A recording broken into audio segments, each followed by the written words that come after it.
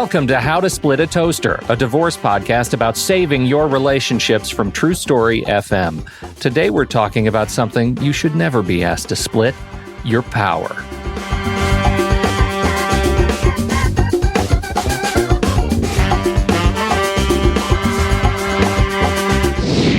Welcome to the show, everyone. I'm Seth Nelson. I'm here, as always, with my good friend Pete Wright. And today we're talking about coaching with Nikki Bruno.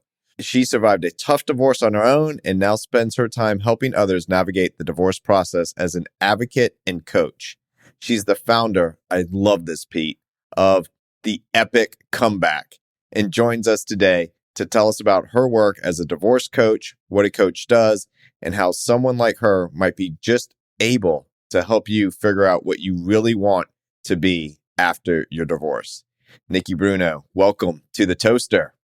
Thank you, Seth. Hey, Nikki. Hey, Pete. What's up? Yeah, I thought we were talking about toasters today. We can talk about toasters all day long. I got to tell you, you've got this program on your website, and the title, it slays me. It's just perfect. The title is Get Over Your Divorce Before Your Divorce is Over. My goodness. Now, I know it's a coaching program, and we can talk about all the details later. We'll let you pitch all you want. But what I have to know is, where does this perspective shifting campaign come from? Like, we are mired in trauma, and it seems like telling people to just get over your divorce is a heavy lift. How do you do it? It's awesome. It came from the recesses of my soul, Pete, because we need to freaking get over it. We need to freaking get over it, not just for our sakes, but also for our children's sake. I want you to take a minute and picture this with me. I want you to picture millions of American adults who've gotten a divorce and who have, let's say, divorced parents just right now. We're just going to talk about parents because there are plenty of people who get divorced and they don't have children, and that's cool. But think about divorced parents in the United States and imagine that all of them have gotten over their divorce completely and quickly. Imagine what their lives are like, and imagine what their families' lives are like, and imagine what their children's lives are like. Even imagine what their friends' lives are like. You know, they're not talking about their divorce all the time. They're not bitching. They're not moaning. They're not kvetching. Now, imagine a country where you've got millions and millions of adults and parents who are divorced and who haven't gotten over it. Imagine the energy of that. We have a responsibility to get over our shit, especially when we have children. Because if we don't, think about what happens. If we do, think about what happens. If we do, and when we do get over our divorce, we are no longer being defined by the divorce process. We're no longer allowing ourselves and our children to be defined by a broken home or being a child of divorce or being, oh, I'm a divorcee. That is not a place that I want people to be in. It's also a choice. Yes. Right? I mean, you're going through a grieving process with divorce. We all understand that. We've talked about that, Pete, on the Toaster. But you have to take control of getting through that grief to get to acceptance, which is, in the grieving world, the end result, it's acceptance. The way you're framing that much more, I think, eloquently is get over it. Seriously. And I'm very compassionate about it. I'm a very compassionate person, extremely. That's one of the things that makes me a good coach. But another one of the things that makes me a good coach is that I'm like, yo, get over it. And how are these decisions that you're making? How are your values driving you toward getting over it? We've all met people who are in there. You know, we've all met, let's say, elderly people who have gone through something traumatic who never got over it. And that's sad. And it's really unfortunate. And I'm not being judgmental of those people. I promise I'm not being judgmental. It's hard. It's hard to get over trauma. But there's this thing that positive psychologists have defined as post-traumatic growth. It's almost like the opposite of PTSD, post-traumatic stress disorder. It's almost like the opposite. It's kind of like trauma can put you in a really, really crappy place emotionally and psychologically. Trauma can also be, and this is post-traumatic growth, the springboard to an incredible future, to a depth of personal growth, to a depth of understanding of humanity in the world, to a sense of deeper connection with the people and humans around you because you've been through something really hard and you know how to empathize and help them. And trauma also has a way of being a springboard to a future where the feelings of joy that you experience are even deeper and higher and more amazing because you've had those lows. So I consider it not only a possibility, but a responsibility as an adult to be open to and proactive about getting over your trauma. I love this so much because it separates, it's the choice you're making is to choose to separate your identity from the divorce process. Yes, please. It's not who you are. It's not who you are. When you were talking about the trauma and post-traumatic stress disorder, vets in our military, if they have a traumatic injury, they actually call it their alive day. It's the day that they survived. That they focus on the positive. I'm still here. And even though I have a lot of rehab to do, and even though my life is now different based on the injuries that I suffered during a war and in a combat zone, it's my alive day. And that is what they celebrate. They celebrate the people that helped them stay alive and not focus on the roadside bomb and what happened to them. It's just the opposite. And it's exactly what you're talking about. And it does, Pete, as you point out, separate what happened to them versus who they are. And in our case, in divorce, the process of going through a divorce versus who you are as a person internally. And from very day one, Pete, you know I hate that questionnaire when it says married, divorced, single, what does it matter? Right? I'm not defining myself as divorced. And that's, Nikki, we so appreciate your thoughts on that. It's fascinating. You bring up something you talk about the stages of, wasn't the stages of grief. But it's not like a step stage. It's not, it's up and down. It's all around. Of course. No, it's a practically a circle. There is a team of psychologists in California that are doing some interesting work, kind of pivoting that, calling it the stages of acceptance, right? There's denial. Oh, I'm not a person who gets divorced. There is recognition. Oh, turns out I am a person that gets divorced, but I hate it. There's resignation. I am a person who gets divorced. I hate it, but it's okay. I'm going to go ahead and be miserable for a while. And there's acceptance. Oh, you know what? I can actually probably have an okay life, even though I'm a person who gets divorced and I hate that about myself. And then there's embrace. And embrace is the final, I'm a person who gets divorced and I'm not a terrible person. I'm a better person because I was brave, courageous enough to actually do it. How can I help change the world by being this person? And I think that language is so important, Pete. I rarely say that I'm divorced. I will say I was formerly married, and people look at me and laugh.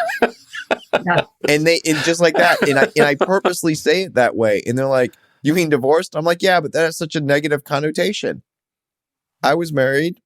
I'm not married. Now part of the problems in my life though, Pete, is I take this to the extreme, was when I was married, I would introduce my spouse as my first wife and it would throw people off. And then she would look at me and I'd say, what's wrong? I'm your second husband. And then I'd get in trouble. Right. But I take it to the extreme, but these are the things that when you change definitions, it hits people's ears differently. And that's the point, because we can look at this divorce process differently. We can look at our relationship with ourselves differently. Language is so important. Language is so important. The way that we approach life has everything to do with the language that we use, 100%. And I'm a total language geek. I was a book editor for 20 years. I still am one. And just even something like the word opportunity, people tend to think of divorce as a tragedy, as something to mourn, as something that's awful, as a failure. People think of divorce as a failure. If you think of it as an opportunity, I don't care how hard it is for you. I don't care if you didn't initiate it and you hate the fact that you're going through one. Divorce is an opportunity, period. It doesn't mean you have to be happy about it, but divorce is an opportunity to start over in certain ways. Divorce is an opportunity to exercise parts of you and your personality that you haven't really gotten to.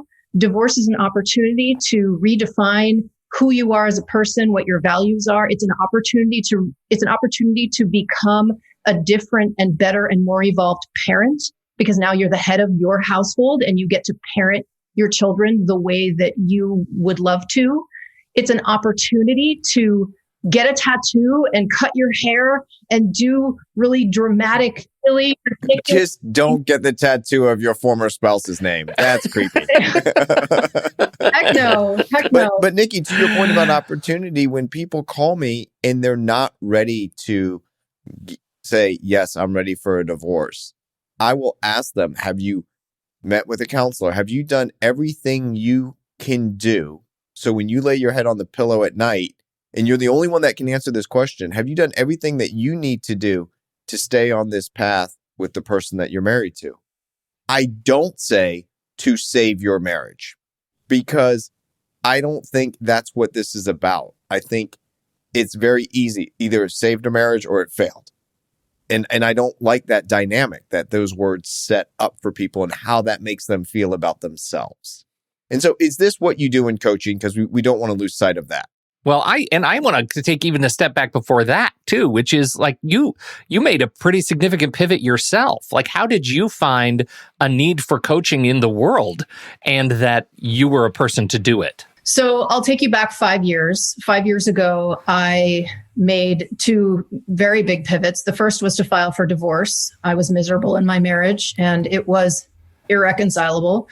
The second decision I made was a career change. I had been working as an editor within the book publishing industry for 15 years, with a break to be a teacher, a high school English teacher. And I was feeling really isolated as an editor. I had my own business, so I was working from home and hanging out with my manuscripts. And I decided that I wanted to get back to doing something where I was having a more direct impact on people. And I thought about becoming a counselor or therapist, and I was kind of flirting with that. I wasn't really sure. I knew that I wanted to help people in a fundamental way.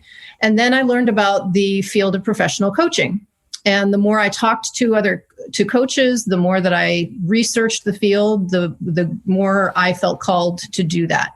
And I was like, wow, I'm going to pinch myself to have my job be to help an excellent person become more excellent and reach their goals. I was like, wow, that sounds amazing, because my greatest superpower is that I see and intuit the superpowers in other people. I almost like see them as like almost an energy field around a person. And I'm really, really super good at that.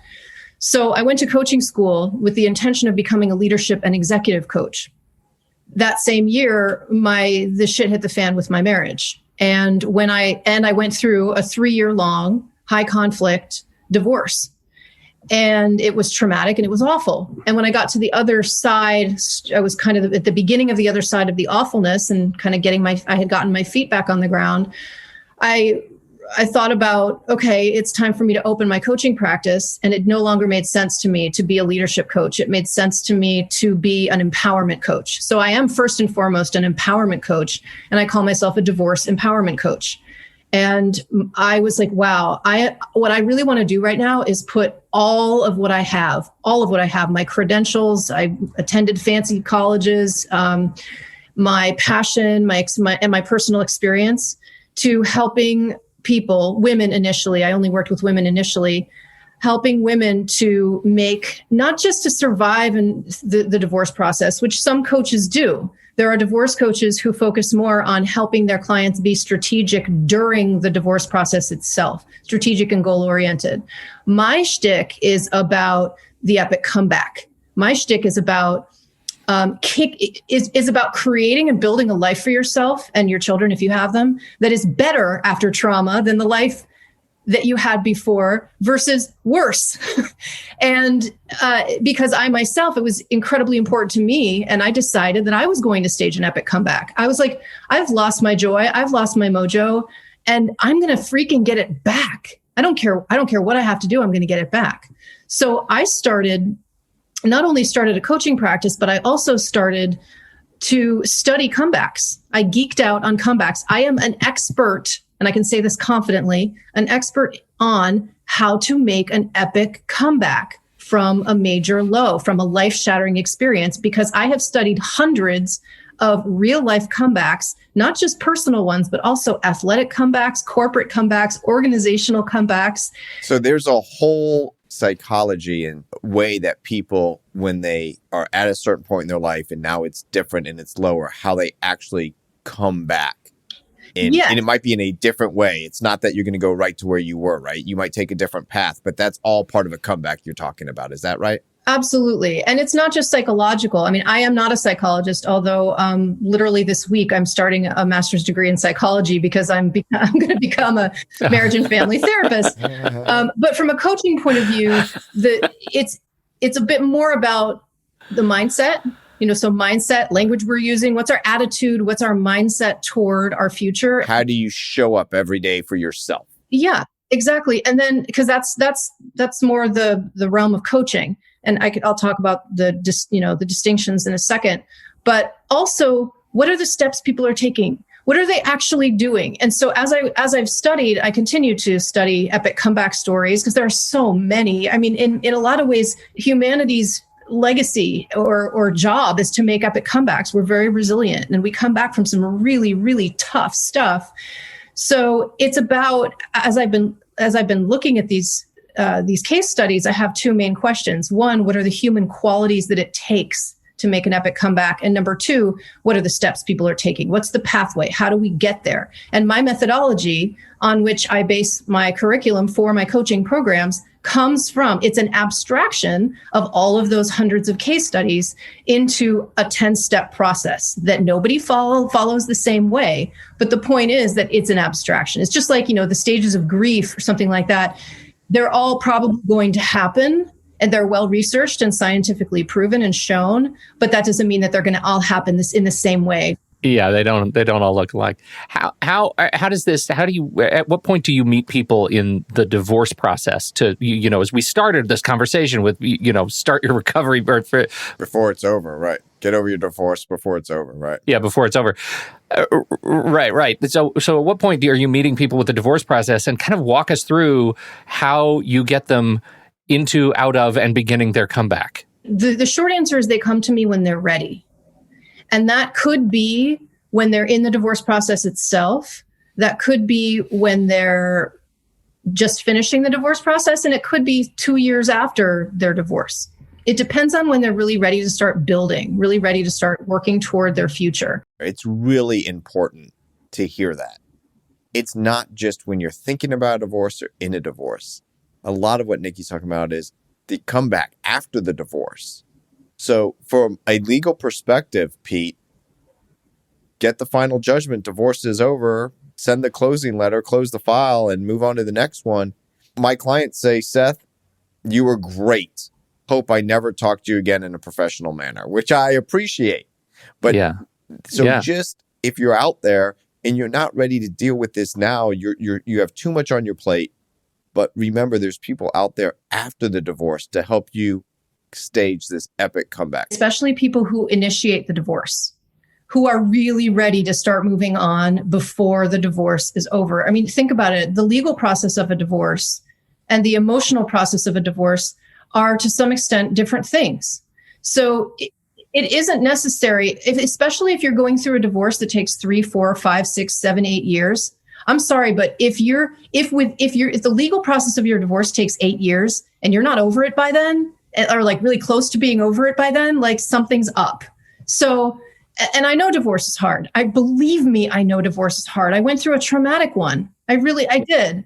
But the point I want to make is that there may be people who are ready, who've gone through multiple of the stages of grief before the legal process of divorce is over. Like a lot of people, I'll say this for me, by the time I filed for divorce, I had already basically gone through the sadness part of the grief process. I had already done the sadness part. I had already cried myself to sleep night after night after night in a divorce where in a marriage where I was miserable.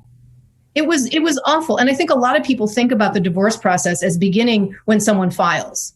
That's not when the breakdown of marriage happens. The breakdown of marriage happens often years before that. So in the last few years of my marriage, I was doing a lot of the mourning. So my divorce process was terrible and traumatic and high conflict. So it took me a while to get to a place where I was ready. But I have one client who started working with me before she filed because she had already processed a lot of what had been going on. She had a husband who was an alcoholic, and there had been issues for years. But Nikki, to do that person that you've just described has already taken stock in themselves. they figured out where they are. Yes. And they're looking inward. And I think that's just an important point today. This has nothing to do with your spouse or former spouse. This has everything to do with you and looking inward. Yes. Your recovery and healing and epic comeback from divorce is not about your spouse. It's about you. And in fact, I would imagine it starts as soon as you can say that, as soon as you can take ownership of your own recovery and stop talking about it or thinking about it in terms of your former spouse. What are you asking? Somebody comes to you to want to start a new relationship with you. What are you asking of them? What do they need to bring to the table in terms of their, showing up? I love that question. What they need to bring to the table, as I mentioned before, is readiness and a willingness to tell the truth. A willingness to tell the truth, the full, brutal, hard truth of their experience to themselves and to me. I mean, I'm a confidential situation here. Like I'm not going to be talking to anybody else about it in the same way that a therapist is. I follow the same confidentiality regulations as a therapist in the state of California. And by the way, my business is global. I do not just work with people in California. But the beginning of the epic comeback process, so they need to be ready, they need to be able to pay me, and they need to be willing to enter the coaching relationship with positive intentions and with and in good faith. I mean, that's pretty much it. And then we take it from there. In order to start working with me, you don't have to know exactly what your future is going to look like. You don't have to know what your epic comeback is going to look like. You just have to know that you want one. You just have to know that you're willing to put in intentionality and work, inner and outer, to get there. And that's it. And I think the question, I'm going to ask this as a question after I tell you this statement, is when people are struggling with whether to hire me or to move forward with their divorce because of the unknown and what happens out there, I ask a simple question. Do you want to feel the same way you feel today a year or two from now? And if the answer to that question is no, well, then we have to take some steps to move forward. And is that really what you're saying too? If someone comes to you and says, I'm not happy where I am, I want to be in a different place a year from now, 2 years from now, is that if they can say those words, are they ready to start their epic comeback? So as I was saying before, truth telling is a huge part of it to work with me. Because one of the first stages of an epic comeback, and I'm quoting my own methodology here, the first real phase is what I call the turning point. The turning point happens inside, and only you know when you've reached a turning point, which is a turning point is where you somehow know that you're ready to make things different. You just know. You know that you're ready. There's a turning point. For me, I had a very obvious turning point where I looked in the mirror and I said, Bruno, this isn't funny anymore. This not feeling joy, this, feeling depressed and anxious and living in survival mode, like this isn't funny anymore. And this is going to change. I literally was looking in the mirror. That was my turning point. What comes after that, and what is common to epic comebacks in organizations, on athletic teams, and individuals, is a phase that I call reckoning. It's a time of assessment where you are taking your temperature and you are defining the status. What's the status of where I am? Now, keep in mind, these are, people who are doing this are folks who are emerging from something that has been traumatic and life-shattering. So what you're doing during the reckoning phase is you're saying, okay, where am I right now? What just happened? What have I lost? What have I gained? What have I learned? Who am I right now? It's not even about who do I want to be. It's who do I am right now? Who am I right now? What's in my corner? What are the obstacles? All those kinds of things. And you have to be willing to look in the mirror and tell the truth. You have to be willing to take some responsibility for where you are. That doesn't mean that blame completely doesn't matter, especially in cases of infidelity or cases of abuse or cases of domestic violence. I mean, there are some situations in marriages where really it's somebody's fault for doing a certain thing, right? And that's important, especially when you've been undergoing some kind of abuse. But yeah, in the reckoning phase, it's about really, really telling the truth of where you are. And a lot of people are tempted and have a tendency to really just look at the negative, to look at what they've lost. Oh my God, I've lost my life partner. I've lost half of my time or more with my children. I've lost half of a family income. I've lost these mutual friends. I've lost this. And Nikki, what they don't say is I got every other weekend off to go do what I want to do because I have a glorified babysitter and my former spouse, i.e. the other parent. Yes. And that'll take a while. And that's fine. But what they also don't say is, what am I amazingly good at? What's the essence of who I am? What are my superpowers? And the what have I learned part is incredibly important. You're not going to make an epic comeback. You might have like a mediocre comeback.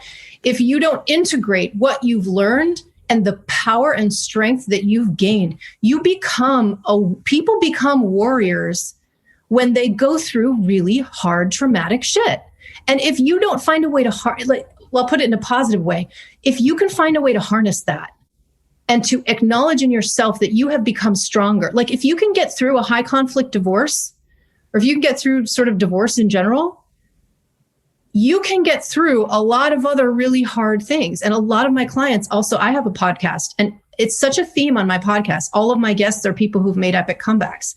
And the theme is this, that people feel like they are so much more powerful and they can get through anything that life hands them once they've gone through something really traumatic. Like if you've gone through a terrorist attack and like down the road,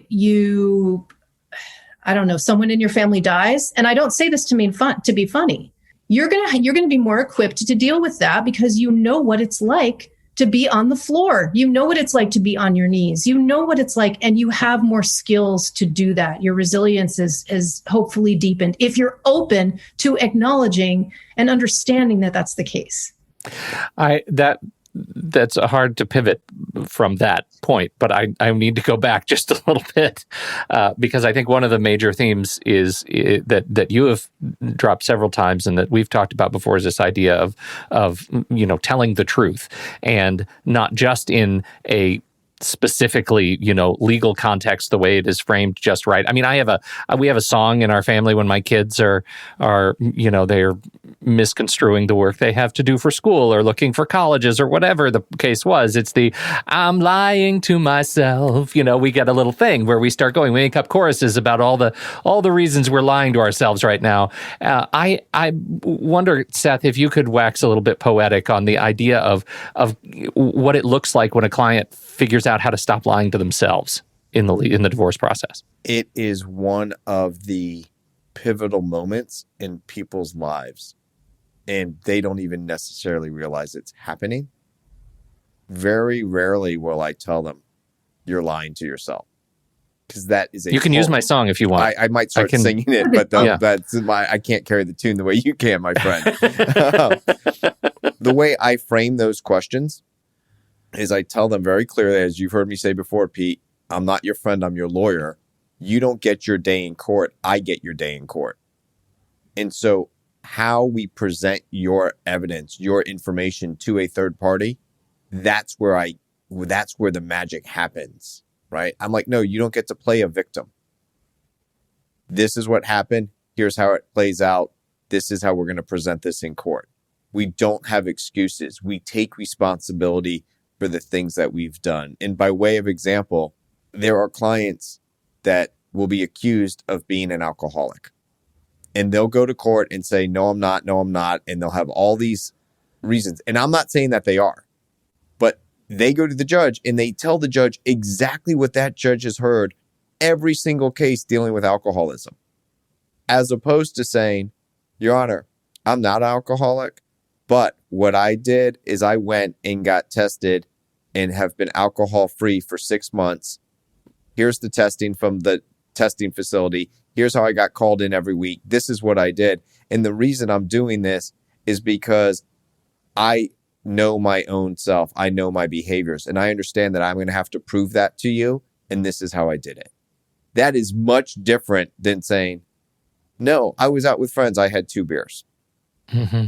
So that's where the truth telling comes in, but you have to be able to back that up for it to be the actual truth. Or the reverse side is, yeah, Judge, I suffer from alcoholism and this is how I battle it every day. And I've been sober for 6 months and this is what keeps me going. What keeps me going is I need to be here for my children. I need to be here to be at that baseball game or that hockey game or that extracurricular with my phone turned off, because in the one split second that my kid looks at me up from the field, if I'm looking at my phone, my kid thinks I've never seen what they did the whole time.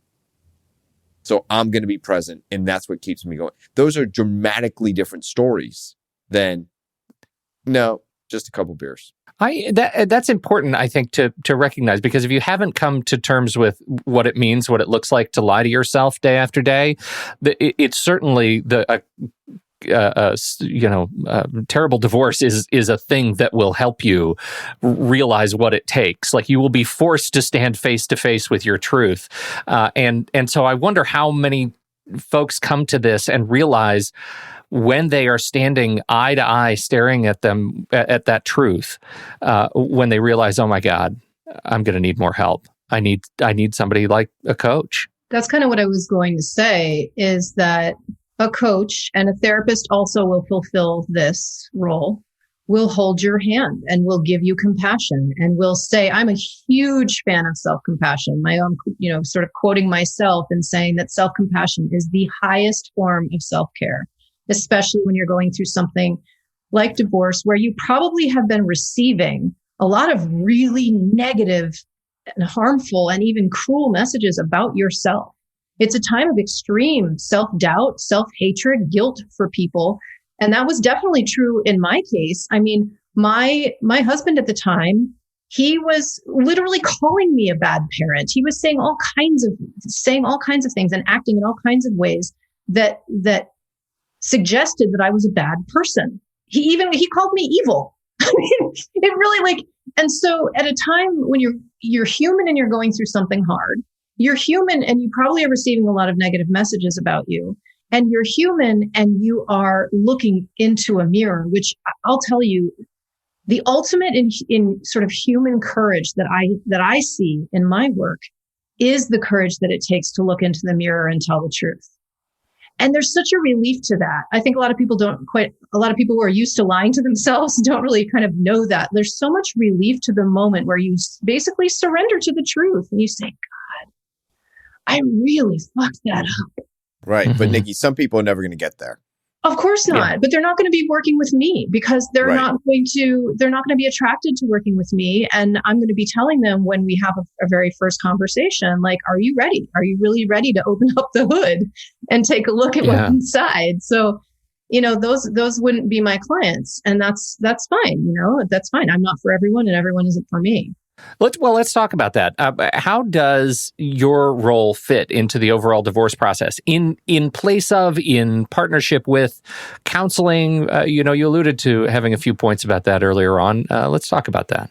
A divorce coach is intensely helpful and beneficial, can be intensely helpful and beneficial during the divorce process and beyond the divorce process. During the divorce process, the role of a divorce coach is to help you, the client, the person in the divorce process, to remain strategic and clear-minded and future-oriented during the divorce. So if someone is engaged in the divorce process and they work with an excellent divorce coach, they're going to have a clearer mind, which is going to benefit their relationship with their attorney and or mediator, is going to benefit their relationship with their financial advisor. Anyone else that they're working with is going to love the fact that they're working with a good divorce coach, because it means that the divorce is going to be more efficient. It's probably going to be cheaper as well, because when you are in a good state of mind and you're going through a divorce and you're kind of clear-minded and strategic and future-oriented,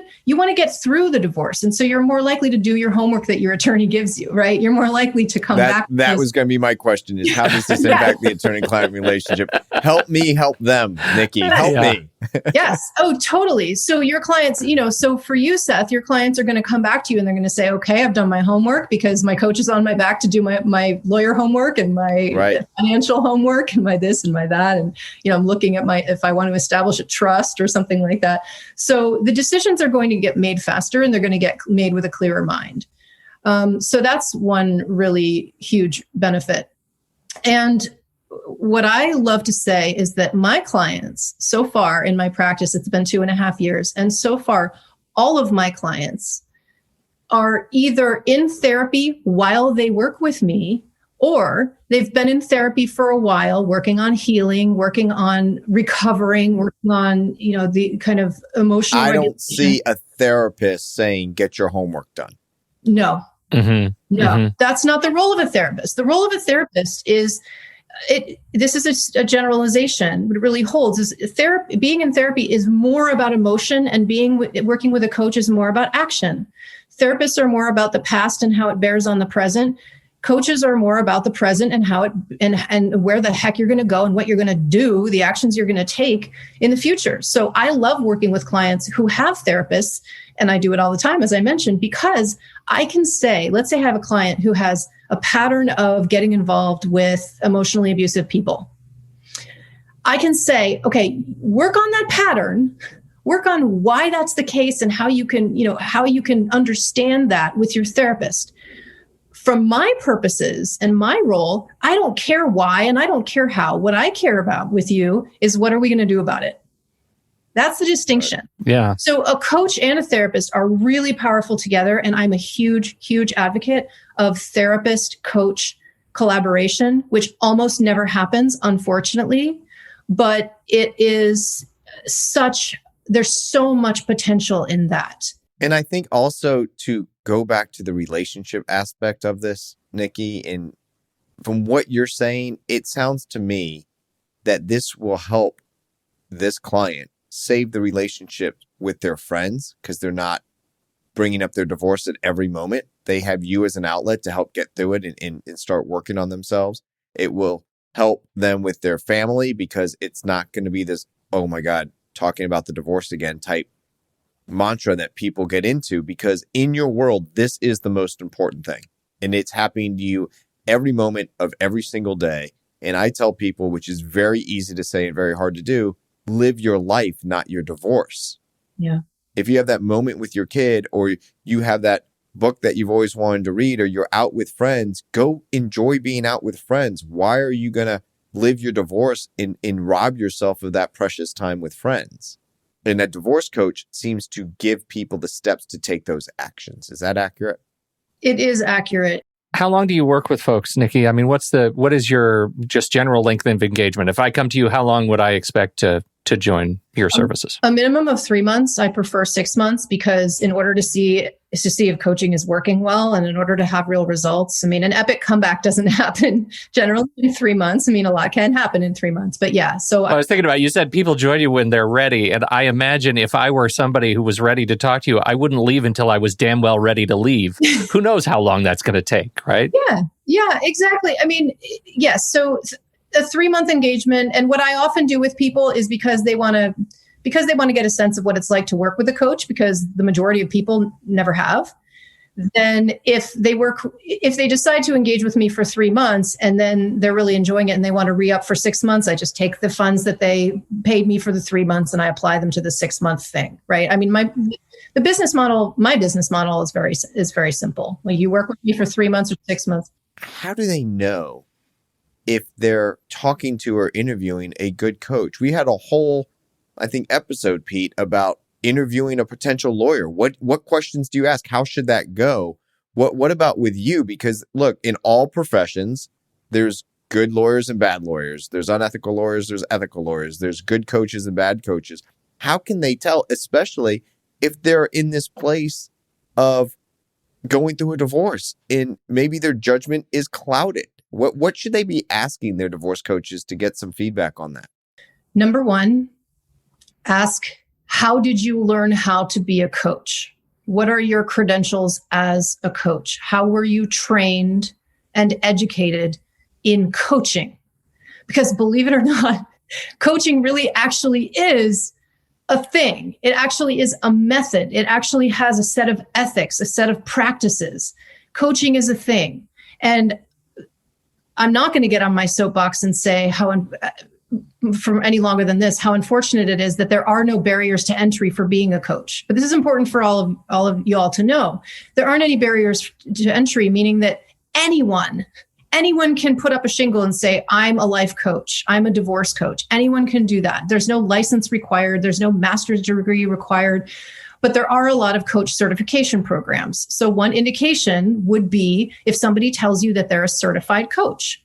And that's a good thing. That's a good thing that someone has gone through a certification program. Find out how long the certification program was. Find out if the certification program was accredited by the International Coach Federation, which is a legitimate global body that accredits some coaching programs and not others. Also, ask about their experience. Ask them how many clients they've had. Because someone can call themselves a coach and say that they've been a coach for 3 years and only have had 3 clients or 0. A lot of people out there are calling themselves coaches. So find out about their education and preparation. One good way to ask them about coaching and to sort of test whether they know their stuff is to ask them about the differences between coaching and therapy, or between coaching and mentorship, or between coaching and consulting. Because then you'll get a sense of whether they really truly understand what their role is. Because there are a lot of coaches out there who are calling themselves coaches who aren't actually coaching. They may be doing fake therapy. They may actually be consulting or teaching. That's not pure coaching. Which all might have very valuable lessons to learn, but that's not their role. Exactly. And also ask them about what they sort of base their coaching philosophy on, or their coaching program. Most coaches have a program, as do I. And my program, one of the things that distinguishes me as a coach is that my coaching programs are based on original research. I do have a methodology and it's mine. And I've spent months developing it. I'm still developing, and I'm constantly developing my methodology. It's a living, breathing thing. Well, because you're always trying to improve, and every client's different, and you got to go find them where they are and always adjust to the personalities. That we do that in practice of law. I need to meet the client where they are. I can't talk about the end if they're not even at the beginning. Yes. And Seth, I also imagine this is true with attorneys as well. How do you remain engaged in your practice area? How do you remain engaged in family law? So for me, it would be, how do you remain engaged in, let's say, the divorce industry or the larger divorce space? I am, in addition to being a coach and doing the work of coaching, I'm also a thought leader and an expert. I love being on podcasts like this one because I'm very, very engaged in my field, and I have so many opinions and messages to send about what divorce and co-parenting and relationships look like. And I'm always reading and listening and consuming information. Coaches, they're not required to do continuing education. There's a more complex answer to that, because if you're certified by the International Coach Federation, you do have to do some continuing education. Right. But I hear what you're saying. I mean, I'll tell my clients, I'm a law nerd. Clients really like it when they know that I'm a law nerd, because that's what they're paying me to do. Yes. I read the statutes every year because it's an exciting thing to do over my winter holidays. So let's just take a minute. Everybody can take a minute and just let that sink in. I want you to picture Seth in his smoking jacket right. with a snifter of brandy. That's right. And the latest statutes. Chapter 61. It's bedtime reading. My son will say, that is as Dad, sexy as it gets. Quiz me on equitable distribution. Oh, man. Let's talk about parental alienation, shall we say? Yeah, right? Yeah, I'm alienating myself. Yeah, right. Well, I'll tell you, Nikki, this has been really illuminating. Thank you so much for coming and hanging out with us for the last hour.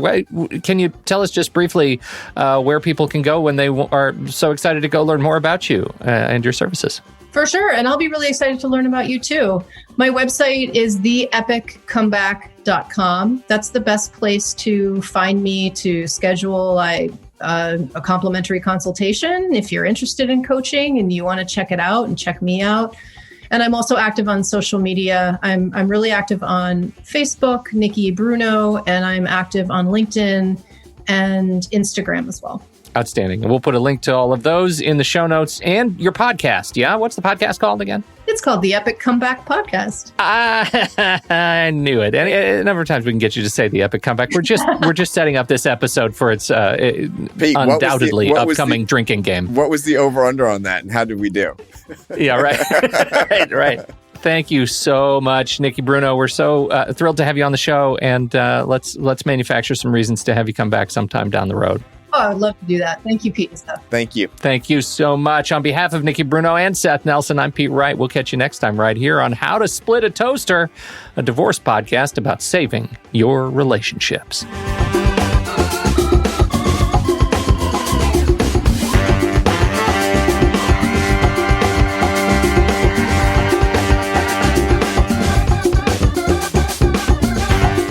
Seth Nelson is an attorney with Nelson Coster Family Law and Mediation, with offices in Tampa, Florida.